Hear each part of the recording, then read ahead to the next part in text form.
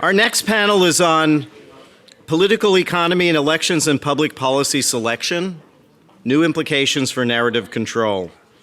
The moderator is Jo Sweeney, a professor of development economics and director of the Lycos Center for Institutions and Economic Performance at the University of Louvain in Belgium. He is also a senior research fellow at the Center for European Policy Studies in Brussels, where he directs the program on EU agricultural and rural policy. From 2000 to 2003 to 2004, he was the lead economist of the World Bank, and from 98 to 2001, the economic advisor at the European Commission. He will soon assume a new role as the Director General of the International Food Policy Research Institute, IFPRI. With that, Jo, if you will take over. Okay, great. I'm just going to stand here for a second with the introduction. Thank you very much actually it sounds good to be the lead economist of the World Bank. I was a lead economist at the World Bank, as I would say there. It's a great pleasure for me to be here. It's a great honor to be here, have been asked to chair this panel, particularly in honor of Gordon Rouser's career and achievements. I also noticed there's a disproportionate numbers of Belgians chairing the panel this morning, so I hope that's... So I've known Gordon for almost exactly 30 years. I met him for the first time at a conference in The Hague in Holland in 1989. And it's Harry de Gorter who has been introducing us. So I'm kind of an academic grandchild, if you want, of Gordon. So Harry did his PhD with Gordon, I did my PhD with Harry, and so he made the link. So over the years, I have learned a lot from him, his work on political economy and transition economics. Later on, I have worked with him. We co-authored a book and later on a Journal of Economic Literature paper. And most recently, I have worked with Gordon as I'm on the editorial board of the Annual Review of Resource Economics, and Gordon is the lead editor there. And we are covering quite a bit of different areas: resource economics, development economics, agricultural economics, environmental economics, etc. And I'm always very impressed with Gordon's up-to-date on the literature, not just in his own work, but also in these very different fields, and that he basically has a really broad understanding of these different areas. This panel is about political economy. I think Gordon has made important contributions in this area, and so one of the things I have learned, of which was most influential for me personally, was the way that he approached political economy as the focus and the interaction of the special interest, if you want, the vested interest, and the public interest. And I think he looked at that both in terms of the institution and governance, where people talked about in the previous panel, but also in terms of public good investments and distortionary, or what he called predatory policies, and particularly interaction between both. Okay? And I think that is something which I thought was really fascinating the first time I came across these things. That basically, if you look at distortionary policies as instruments of compensation for policy reform, for public good investment by governments, etc. This puts quite a different, basically welfare framework on a number of these interventions, government interventions. In his more recent work, Gordon has focused on the political economy issues which are related to the title of this panel. And so the title of this panel is the Political Economy in Elections and Public Policy Selection, New Implications of Narrative Control. If you look at the world today, it seems more that it's narrative out of control rather than narrative control. But I'm sure that some of the people on the panel will reflect on this thing. So in preparation of this panel, I started reading up on some of his work on that, and he has published a few papers on this. One is about Nash bargaining and risk aversion in games and economic behavior. Another paper is rational exaggeration and counter-exaggeration in information aggregation games in economic theory. So I started reading it, but it was quite technically complex, the papers. So it's a bit of vintage Simon Rouser papers, if you want. And so I'm very lucky. I was very lucky to see the names on the panel because actually Leo Simon, his co-author, is here, and also Jinghong Zhao, his other co-author, is here, so they can explain what's actually meant in the very technically demanding analysis there. I'm also happy that Bill Foster is here because Bill and I had dinner last night together with Harry and Alan Love, and Bill Foster explained me in very simple, intuitive words what I actually meant by the paper. So if you don't understand it yet after Leo's explanation, Gina's explanation, Bill will basically sum it up in intuitive words. Our first speaker today is Julian Alston. Julian, I'm sure you know, is very familiar with you. He has many qualities and many reasons to be on this panel. But there's also a particular reason I would like to share with you. A couple of years ago, we had a meeting with the International Advisory Board of my institution. And so both Julian and Gordon were at the meeting. It was a dinner meeting, and there was a number of students as well of my institute. So everybody was asked to introduce himself. And so everybody said, I am so-and-so, and I work there, etc. Until with Julian's term, and Julian was sitting next to Gordon, said, well, I'm Gordon Rouser. And he introduced himself as Gordon Rouser, summing up his major achievements. Of course, Gordon couldn't let that go, so he introduced himself as Julian Alston, I think. So the first speaker on this panel is Gordon Rouser. Julian? Thank you, Yo. It's very exciting for me to be here. This is my first celebrity roast. Actually, seriously, it is a great honor to be in this august company celebrating this remarkable career and prodigious accomplishments of our friend Gordon. The topic for this session is political economy and elections and public policy selection. And as Gordon and Yo can testify, I'm not known for work in this area. I'm a misfit in this session, and I can prove that. In 2013, with Kim Anderson, Yo and Gordon published a review article in the Journal of Economic Literature titled Political Economy of Public Policies, Insights from Distortions to Agricultural and Food Markets. This is the definitive piece of work in the area. I don't get a mention. And in a total of 182 total citations, 15 refer to Anderson, 16 to Rouser, 22 to Swinnen, none to Alston. Now, one potential explanation for this is I haven't published any papers on political economy. It's true, I haven't. But I've written quite a few. Back in the late 1980s and 1990s, I wrote several papers on political economy with colleagues. These papers were routinely rejected, sometimes by very ordinary journals, and they remain unpublished. And some people who know my work may imagine I have no trouble publishing papers, no matter how ill-conceived or how ill-executed. But that's not true. I've got a large file of snake-bit papers, mostly on political economy. And I'm actually thinking seriously of binding them together and publishing them as a book, along with the rejection letters. And I'm inviting contributions, if any of you have the same kind of trouble. In my limited time today, I'll mention 3 lines of my unpublishable work that relate to today's topic and connect somehow to Gordon's career. At first, I'll start in the 1980s. Lots of people were writing about the determinants of farm programs, and they were really talking about the size of transfers to agriculture, particularly in rich countries. And Colin Carter and I wrote some papers where we extended this idea to consider, and nobody else was doing this at the time, to consider the joint determination of the size of the transfer and the instrument used to make the transfer. And this didn't get anywhere. We had trouble with the econometrics and trouble because a lot of the variation in the transfers was caused passively by world price movements or exchange rates, and so it didn't work out. That paper was rejected by the American Journal of Agricultural Economics. We had a related paper which we extended to consider to looking at the role of middlemen as determinants of the process, and it was helpful to account for the choice of instruments, and that paper was also rejected by the American Journal of Agricultural Economics in 1989, and that never recovered.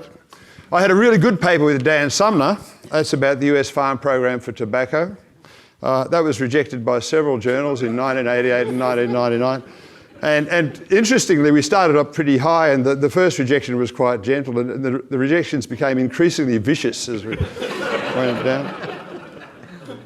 I was talking with Dan about this the other day, and we thought that we might have done better with that if we'd actually done more about the role of middlemen, because there was an interesting story about the unholy alliance between tobacco growers and the cigarette manufacturers who were in cahoots with them in an arrangement that made their primary input more expensive.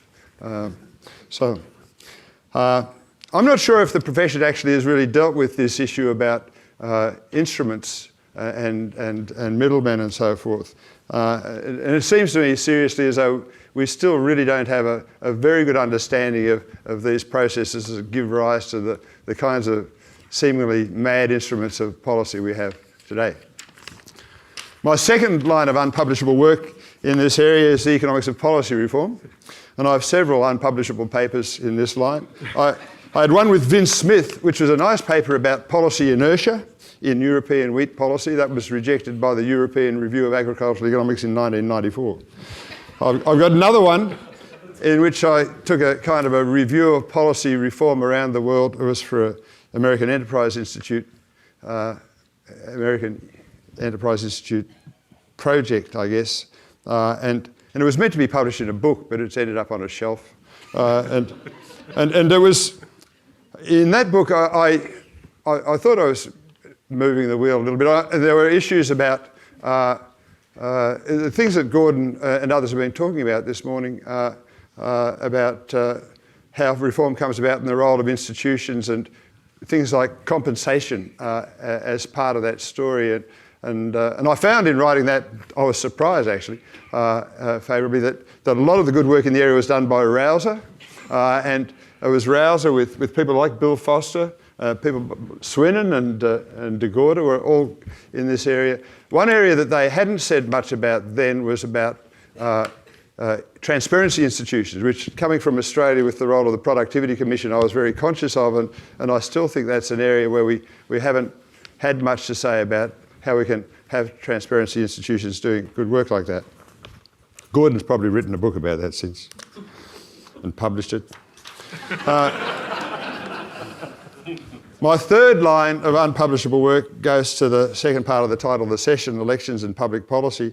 Many of us are concerned over declining support for public agricultural R&D, especially in high-income countries. This is my main obsession professionally. And one idea we've been pushing for years is to try to supplement public funding with industry funding generated by commodity taxes or levies, which is an important funding mechanism in some other countries, especially Australia. And just as an aside, I've published a few papers on this kind of arrangement with John Freeben, who we wish was here. John was a student at Davis when Stan Johnson and Gordon were hanging around together in the late 1960s and early 1970s. I think John may have been, was he your first PhD student, Gordon? We were in the same class. He was his classmate, but then Gordon was an acting assistant professor while he was writing volume 3 of his dissertation. And John went on to be, I think he's the best economist in Australia, and he's a wonderful fellow. And John actually supervised my master's thesis, so we're cousins, you know, actually. Anyway, so that. So a puzzle and a problem with this policy institution, which in principle, according to our models, this corrects the incentive problem, and so we should have solved the market failure, but they still underinvest considerably in agricultural R&D, even though they've got this institution in place. And I've written a paper about this with Murray Fulton. It's rejected. But this paper, I think it's probably the right idea, which is that the boards of these corporations, they're very conservative. And instead of using a median voter kind of rule, which would get them to the right place, they use a very conservative rule where they want a supermajority. They don't want anybody unhappy, and so they set the levies too low. Anyway, maybe Gordon can give us some advice on how to fix that policy, or how to fix that paper, or how to fix this problem in agricultural science, which I think is a big one. Or he may just be able to help me publish this book of unpublishable papers. Thanks. Yeah. Okay, great.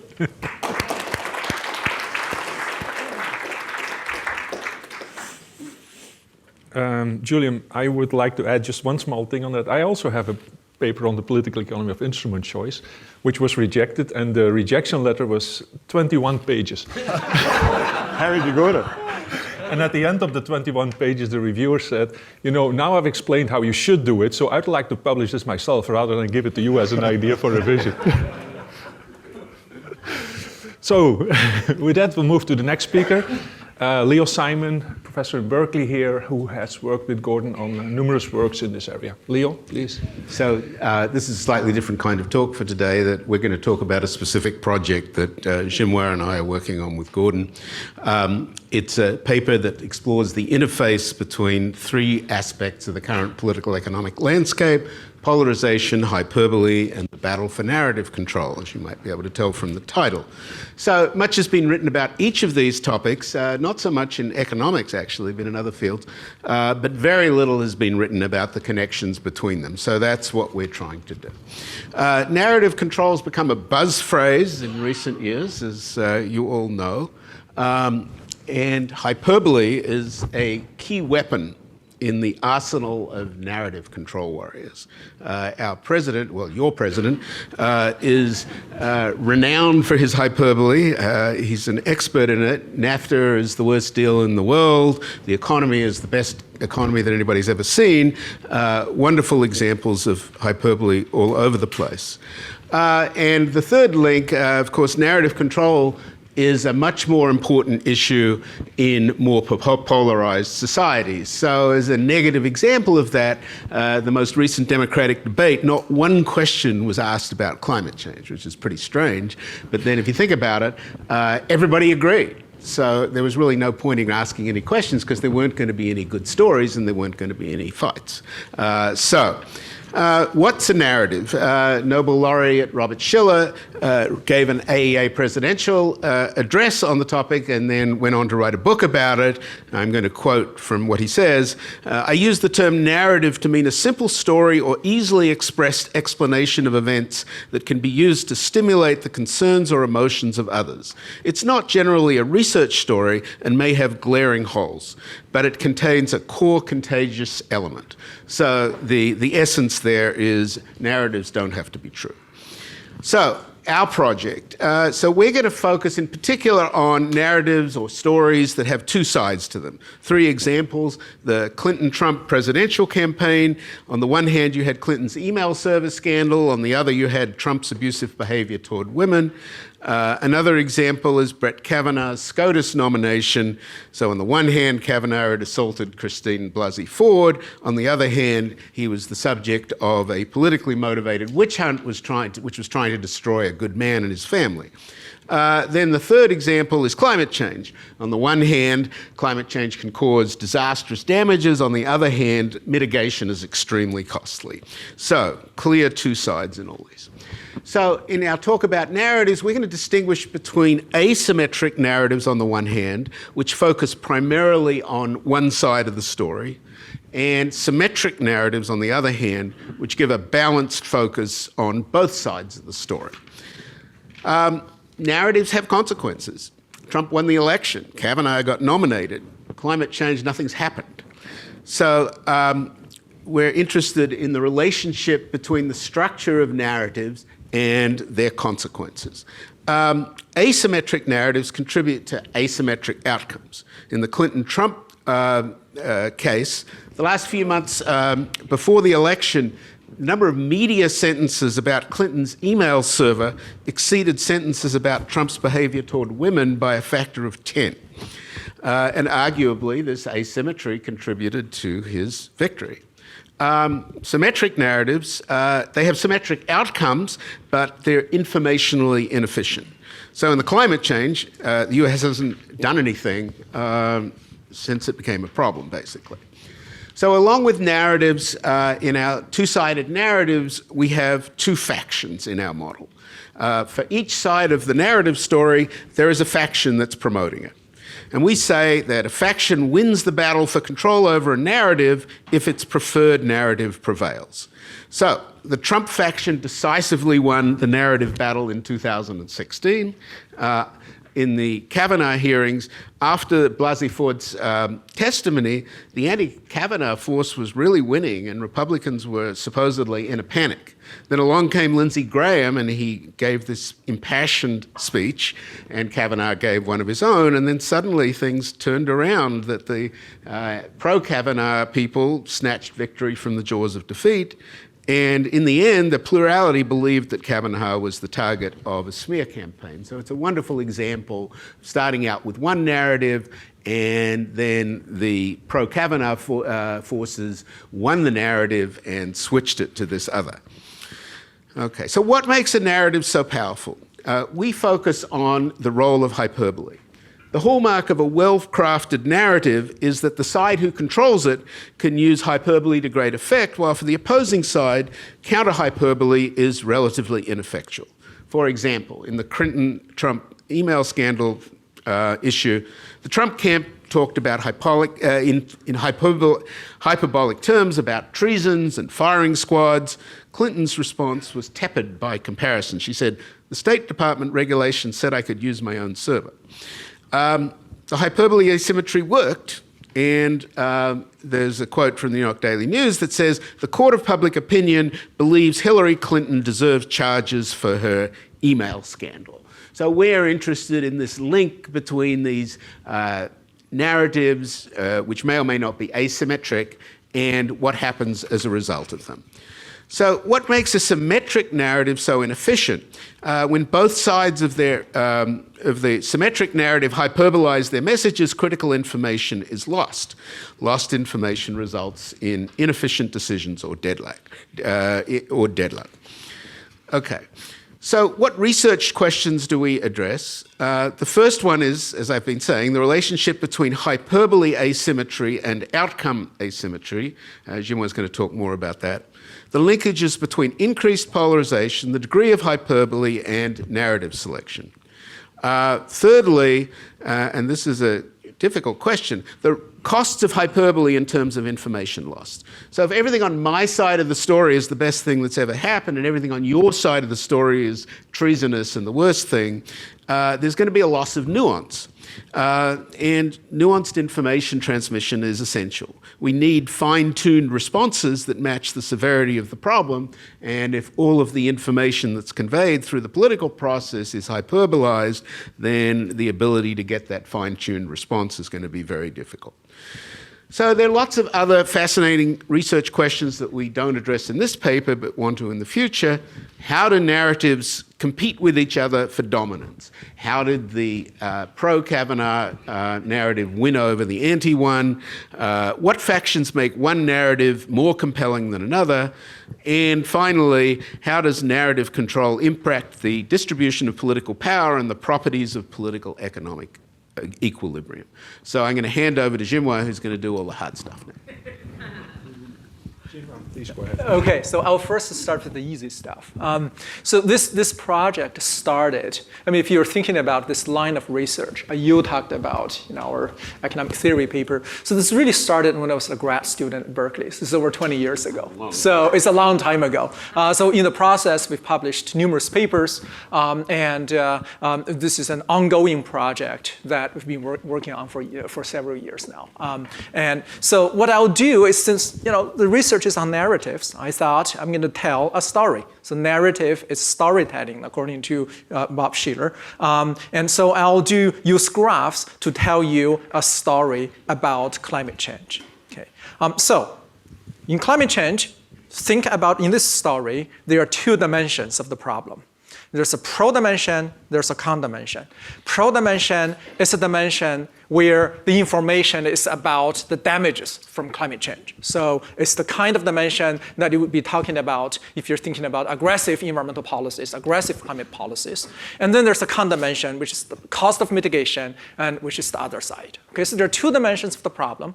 And the decision is based upon balancing the two dimensions. Okay, so here's an example where the blue dots on the left side is the pro dimension, the damage dimension. On the right side is the con dimension, is the cost dimension. And here's the example where the blue dot is the true information about what the damages are. And the red dot is the true information about what the costs are.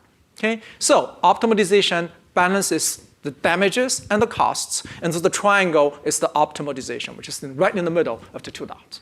Okay? So in this case, there's a high cost, low damage, so I have a 0 over there, so the two dimensions are going into two directions, and so there's a high cost of mitigation, low damages from climate change. In this case, the optimal policy is to the right, which basically says more greenhouse gas emissions. Okay, so let's stick to fossil fuel.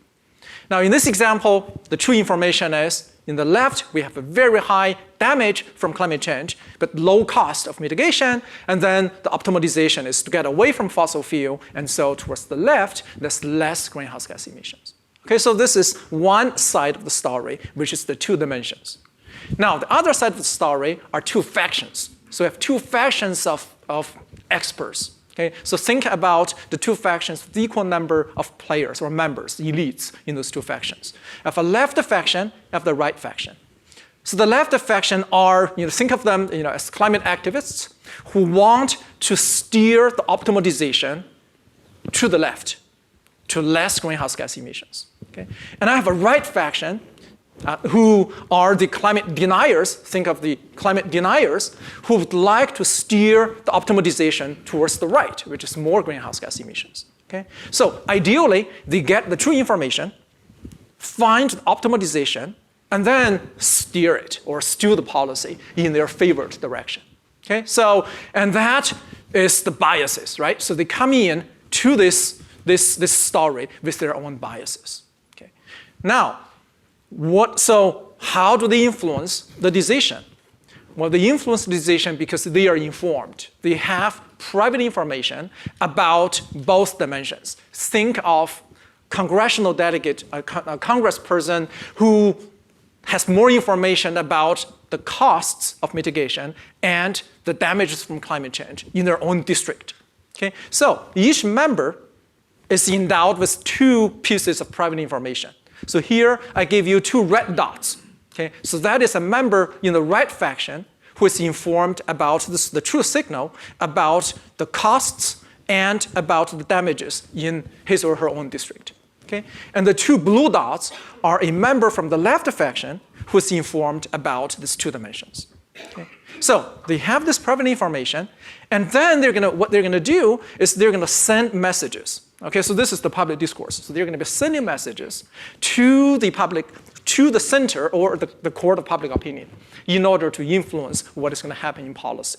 Okay? Now, the court of public opinion basically takes all of the messages and aggregates them. Okay? However, those messages have two critical sort of asymmetric constraints to them. Okay? There's a natural bound of 0. First of all, there's a natural bound of 0 for any kind of message. So if your message is about the cost of abatement, there's no negative cost. Okay, the cost is positive. And if your message is about the damages from climate change, there's no negative damages, there's positive damage. So there's a natural bound of 0 in the middle.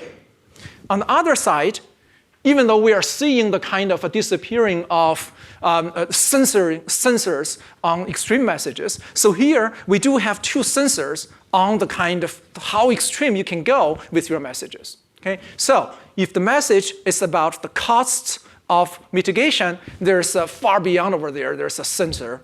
There's the right, on the right side. And then on the left side, there's also a sensor. It's the censorship by public opinion. If your message is too extreme, I'm going to discredit that message. Okay? So I have these two blue bars, the blue bar and the red bar, which tells me the kind of possible messages that I can send. Okay? Now, in this, now we can start to think about what the members of the two factions are going to do. Okay? Now, if I'm a member from the right faction, I have two pieces of information, the two red dots, and I'm trying to influence the censor's decision, then the best thing for me to do is to misreport my information and steer it towards the right. Because that's where the action is going to be taking the averages, the message. The action is going to be based on the averages of the messages. On the other hand, members in the left faction, they're going to pull this thing to the left. Okay, so I have pull their messages towards the left. Okay, now here is where the bounds are going to be very important. Now let's think about this kind of message game in the con dimension, in the cost of mitigation dimension, in the right part, in this dimension. Okay, now think about a member from the right faction and a member from the left faction. Okay, so I know that if I'm a member of the right faction, I would want to misreport towards the right. I want to the red dot is my true information. I want to distort it towards the right. And then the left faction, I want to do that towards the left. Because this is the first layer, right? However, I know there's going to be a tug of war of information misreporting in this game. Because what happens is that for the right faction member, knowing that the left faction member is going to be underreporting, I'm going to hyperbolize in the other direction. I want to over-report more to counter the opposing members underreporting. Okay? So you're going to see that a second layer, right? And knowing, of course, the left member knows that, and I want to underreport more in order to counter the over-reporting of the other side. Okay? So there's a tug of war going on, and so this is the layer in this case. Okay, you see that there's more over and misreporting. However, there's going to be an end to this, and the end happens when the left member in this case hits the natural bound of 0. Because the natural bound of 0 is more restrictive, so this message is going to be hitting that first. And then what happens is, in this case, when the right faction member misreports towards the right, the left faction member basically runs out of options in terms of counter hyperbole. Okay? So the result is you can already tell that there's going to be a certain dimension where hyperbolizing that dimension is advantageous to one faction, but is disadvantageous to the other faction. So what determines this? What determines this kind of hyperbole? Well, that is determined by narratives. So what is a narrative? A narrative in this game is basically a narrative decides whether or not hyperbole is allowed along a certain direction, a certain dimension. So we have 4 kinds of narratives. A truth narrative, where everybody has to report the truth in both dimensions. Okay? And we have two asymmetric narratives, the pro-narrative or con-narrative, where only one dimension allows hyperbole, but the other dimension is truth. Okay? And then we have the symmetric narrative, where both dimensions allow hyperbole. Okay? And now, obviously, in this case, what you want is you want to have your preferred dimension that allows hyperbole, but the other dimension is truth reporting. Okay, because in this case, for example, if the only dimension that allows hyperbole is the con dimension towards the right, then I know that the right faction can misreport more than the left faction, and I can steer the direction towards the right, which is what I want. Okay? So this is basically the incentive for narrative control. I want to control a narrative so that I can hyperbolize in my preferred dimension. Okay? Now, why doesn't every faction want to hyperbolize every dimension? Okay, because if you want to hyperbolize your dimension, politicize your dimension, I want to do mine. Okay, so there is a trade-off. The trade-off here, as Leo said, is that when you hyperbolize along a certain dimension, you are going to have loss of information. Okay, so eventually what comes down to this is you have the balance between your biases and the loss of information. Now, what determines the balance, the trade-off? That's polarization. So what happens is that polarization plays a critical role in terms of which one is more important, biases versus loss of information. Okay? So here's a very simple example of a polarization of the biases. Okay? So this is a distribution. The blue bars and red bars are the distributions of the biases of the two factions. The left faction, where my bias is, the right faction, where their biases are, and I have 4 members here, 2 members in each faction, and this is how their biases are distributed, are laid out. Okay, so I'm not going to talk about platform polarization, which is, but in itself, is a very important topic. Now, there are 2 kinds of polarization that you can think about. Okay, so one polarization, which is what we call an increasing spread, that is when the 2 sets of biases, the 2 factions, they move apart. Okay, so this is their biases become stronger. Okay, so the two factions just moving apart. And what we find is that IS polarization, that is increasing spread, this kind of polarization is bad in two senses. One is when a certain dimension allows hyperbole, then increasing the polarization in this regard makes that hyperbole extremely costly. So there's more loss of information, okay, when you have more polarized society. Okay, that's one. And two, more interestingly, is that when you have increasing polarization, that also leads to more incentives to control the narrative. And that is, remember, the balance is the trade-off between biases and the cost of information. Increasing spread basically makes the biases more important than the loss of information when the factions decide whether or not they're going to fight for narrative control. Okay? So that's one kind of polarization. The other kind is increasing bipolarity. That is when the two factions, they're not moving apart, but they're getting more consolidated. So you have two factions that are still opposing each other, but they're more consolidated. So basically each faction, the more extreme members become more moderate, but the moderate members become more extreme. Okay? Now, when this happens, in fact, when this happens, when you have a dimension that allows hyperbole, the information cost of hyperbole actually goes down, okay? Because you have the extreme members becoming more moderate. But as a result of that, the factions are more willing to engage in narrative control. Because again, it's in the trade-off between the biases and information cost. In this case, with IB, the information cost goes down, and the factions are more willing to engage in narrative control because relatively speaking, biases become more important. Now, so this is a very sort of storytelling of a complicated math model, but we have a set of interesting messages, I think, which really sets the kind of a framework for future research as well. So we have a framework where polarization leads to hyperbole, leads to battle for narrative control. Basically, polarization drives the battle for narrative control through hyperbole. And in this project, we are taking a first attempt at addressing three fundamental questions about narratives. First, what do narratives do? So our take in this is the victor in narrative battles, okay, they gain a comparative advantage in terms of hyperbole. So they are more effective in skewing the decision in their favored direction. How do narratives compete with each other? How do you end up with a certain narrative in equilibrium? Well, that is the trade-off between biases and information and loss of information, and hyperbole tends to raise the relative importance of, not hyperbole, polarization tends to raise the relative importance of biases. Okay? And the last one is what are the consequences of the battle for narrative control? Well, it's degraded information. Degraded information that leads to inefficient decisions and welfare losses. So again, this is a start or continuation of two decades of research, and this RSZ series is going to go on. So let's see what happens. I should say that it all happened at the Rouser Ranch. Yes.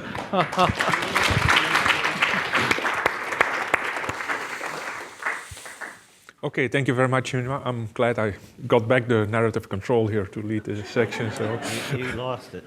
So I can now introduce our last member of the panel, which is Bill Foster. Bill has a PhD from UC Berkeley.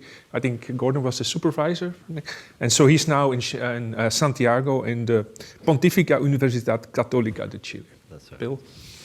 Well, good. I'm going to do two things. One, I'm going to ask why narrative control is an interesting question to us as economists and agricultural economists. And then the second is I'm going to come back to the model and say why it's wrong.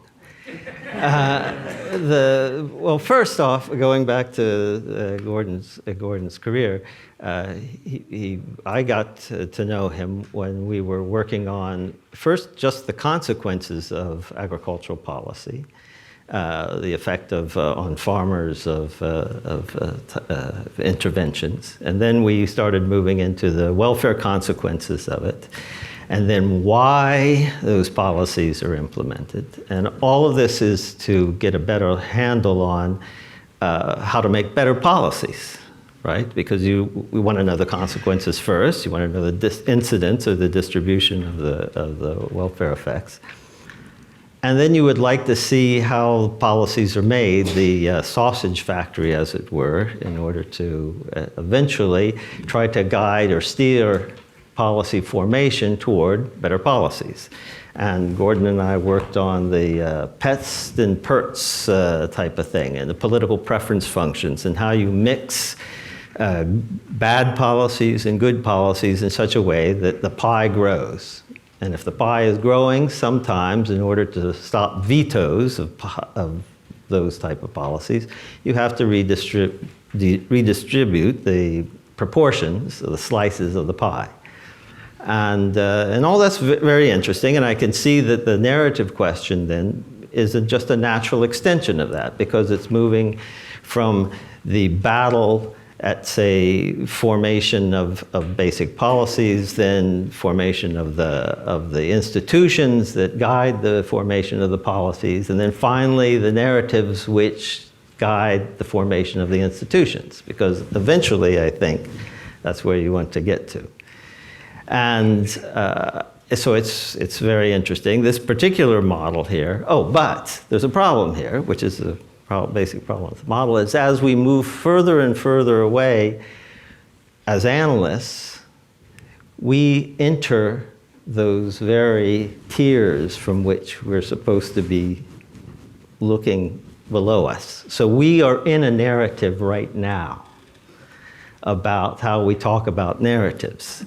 And one of the things that you've missed is this whole idea of what the public thinks about a narrative control, which is summarized by, how many know about the Overton window, for example? Have you ever heard of the Overton window? A few people. But if you're in social media, everybody talks about the Overton window. Or in sociology, there's something called plausibility structures. Has anybody heard of plausibility structures? A few of them. It's a sociology of theology, really. Is what is plausible to think about? What is crazy talk? That's what people think of as narrative control. Or the other idea, there's a documentary movie called The Matrix. Has anyone seen The Matrix? It's a documentary. Why? Because you take a red pill and you discover that you've been living in a narrative. So that's part of the problem of this. We can try to narrow the discussion of narratives to what you're talking about, which is this two-tiered, essentially, it's the factional leaders determine whether or not you're going to politicize one way or the other, or symmetrically. And then the second tier, which is the exaggeration and counter-exaggeration possibilities. And then you put limits on and you discover these. And all right, that's a fairly, it's much richer a model for sure than the exaggeration, counter-exaggeration. But it still suggests that there is some objective truth there that us as an analyst can look at and say, okay, these guys are exaggerating. These guys are not playing the game correctly. Because that's always a temptation to say, well, if the center, because by the way, in this model, the center plays a very important role, and the center has to be essentially a stupid machine. And it cannot understand when the narratives are politicized or not. Learning by doing. And so by thinking of the center as something that we, as analysts, can control, there's a danger that we'll start limiting the narrative, right? We'll start putting, we'll start saying, oh, well, the climate deniers can't have a platform on which to speak, something like that, or we'll limit the signals that can be sent to the center, essentially. And but in reality, the narrative is this whole operation of testing information, credibility, and so on. And finally, the credibility question. I think you make an emphasis in this model about the narrative being used more often today than it has been in the past, or things are more politicized. But I would consider, from a political economy view, the historical view, that the narrative has always been controlled. It's just now there's much more excitement about controlling it, in part because the legacy media, someone mentioned the other day, and other things are breaking down. The control of the narrative is breaking down, and so it's more obvious to us. And I will stop. Okay, thank you very much.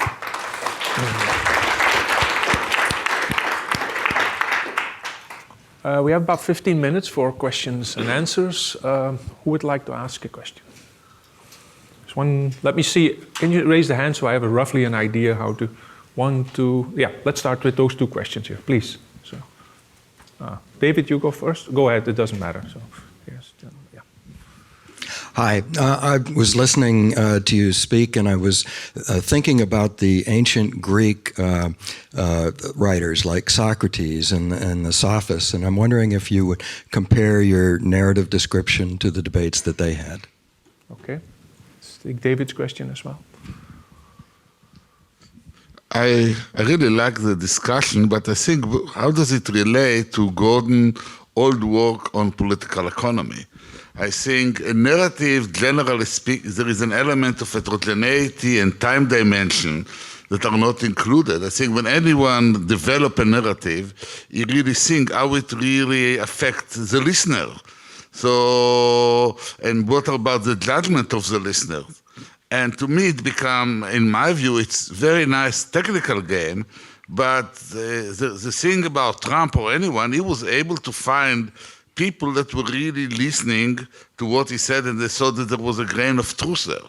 So how does heterogeneity among people and time dimension enter to the picture? Because to me, these are the 2 main features of Gordon Rausser's work on political economy. He dabbled in games, but his main contribution was, in my view, dynamic and heterogeneity and different interest groups. Okay. I actually have 2 questions actually myself as well. So one is that you take polarization as exogenous in your analysis. Well, it seems to me that polarization should be an outcome of what is going on. I mean, that's intuitive, maybe not the way. And the other thing is, Gina, you said you started work on this 20 years ago, but the media world has changed tremendously in these 20 years. So somehow this must affect the narrative. Julian, before I give the word back to them, do you have any comments, questions? No? Want to go first? I'll try. Yeah, unfortunately, we don't have a good classical education, so I can't say anything about Socrates. I'd love to. Where the media aspect is really fascinating, and one of the big questions that we have grappled with and decided that we really can't say anything about is who wins the narrative, the pro guys on the one side, the anti guys on the other.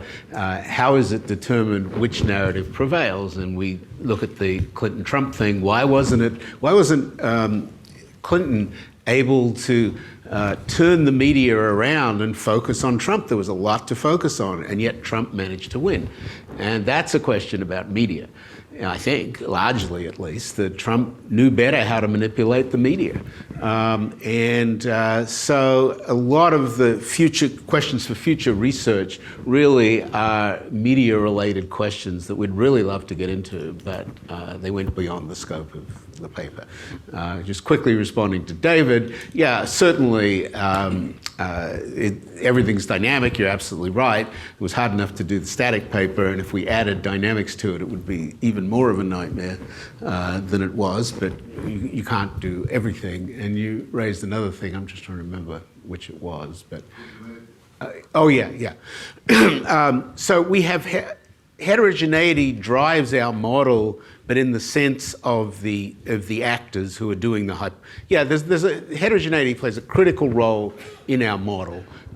Each faction contains a bunch of heterogeneous actors, and the interaction between them is very important. When we look at these different kinds of polarization that Xinhua mentioned, IB versus IS, that's all about the way the heterogeneity of the factions changes. So heterogeneity is really in there, we just didn't talk about it very explicitly today.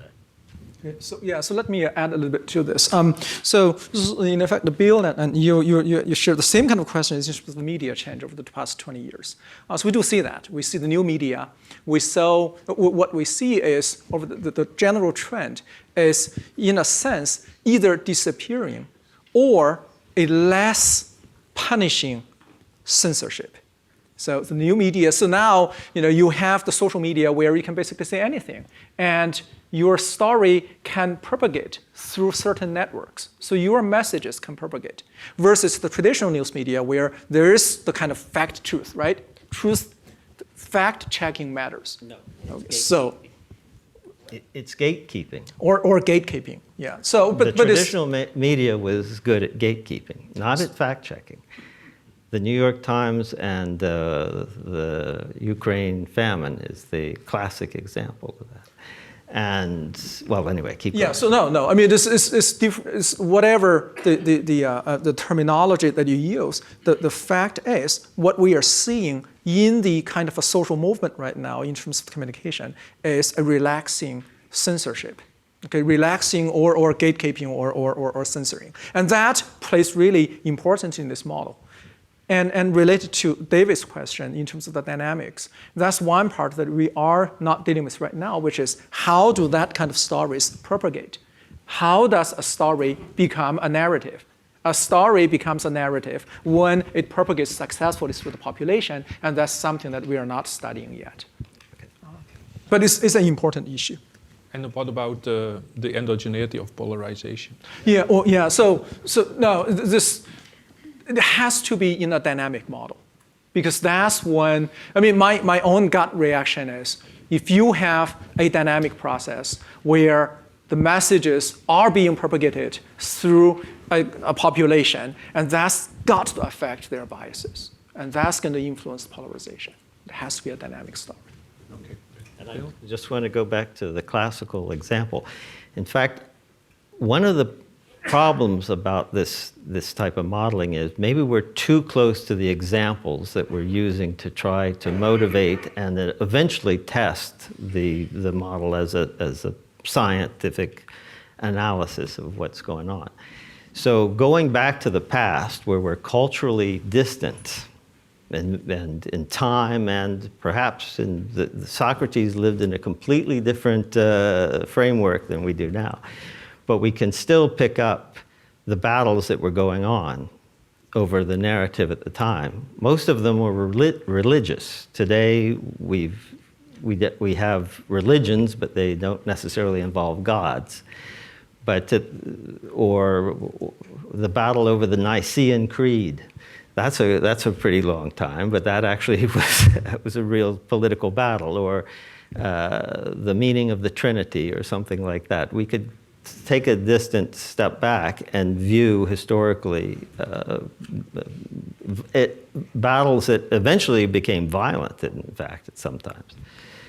But there's a book on this. It's by a guy named James Burnham. It's called The Machiavellians. Probably nobody has read this book, but it's about the narrative battle between the Dante types back in medieval Italy and Machiavelli, and Dante as wish, as politics as wish, versus Machiavelli seeing things as they really were. And this was a battle over a narrative of what Italy was to become.